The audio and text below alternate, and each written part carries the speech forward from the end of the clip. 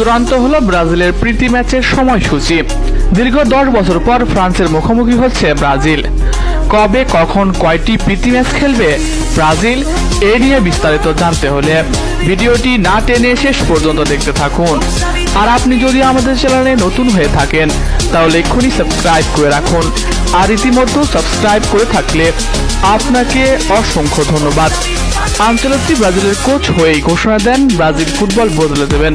এছাড়া আনচেলত্তি যেহেতু নতুনভাবে ব্রাজিলের দায়িত্ব নিয়েছে, সেই হিসেবে বিশ্বকাপের আগে শক্তিশালী স্কোয়াড গঠন করা তার অন্যতম দায়িত্ব।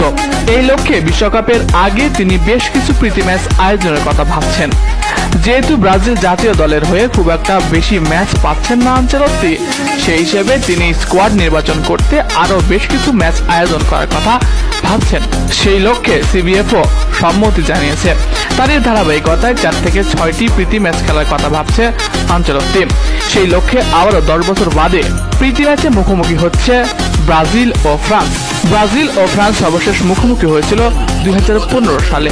সেই ম্যাচে 3-1 গোলে জয় পেয়েছিল সেলেসাওরা। নেইমার ও অস্কারের পায়ে দেখা গিয়েছিল গোল।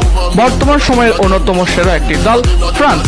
আনচেলত্তি চাইছে বড় বড় দলগুলোর সাথে খেলে বিশ্বকাপের প্রস্তুতি সেরে নিতে। এই লক্ষ্যে আগামী বছর এই ম্যাচ আয়োজন করা হতে পারে বলে জানা গেছে। এছাড়া ইউরোপে আরও একটি ম্যাচ খেলার কথা ভাবছে ব্রাজিল। জানিয়েছে ইংল্যান্ড ও স্পেনের মধ্যে একটি দলের সাথে খেলার কথা। তারা চায় বড় দলের সাথে নিজেদের প্রস্তুতিটা ভালোভাবে সেরে নিতে। এছাড়া এশিয়ার দেশ দক্ষিণ কোরিয়া, জাপান সহ আরো 4টি দেশের সাথে প্রীতি ম্যাচ খেলার কথা ভাবছে আনচেলত্তি। এই সবগুলো ম্যাচ আগামী বছর মানে 2026 সালের জানুয়ারি থেকে এপ্রিল মাসের মধ্যে অনুষ্ঠিত হতে পারে। আবার বিশ্বকাপের মাসখানেক আগেও কয়েকটি প্রীতি ম্যাচ খেলার কথা ভাবছে আনচেলত্তি। তাই তো বলাই চলে 2026 সাল ব্রাজিল ও ফুটবল ভক্তদের জন্য অন্যতম একটি জনপ্রিয় সাল।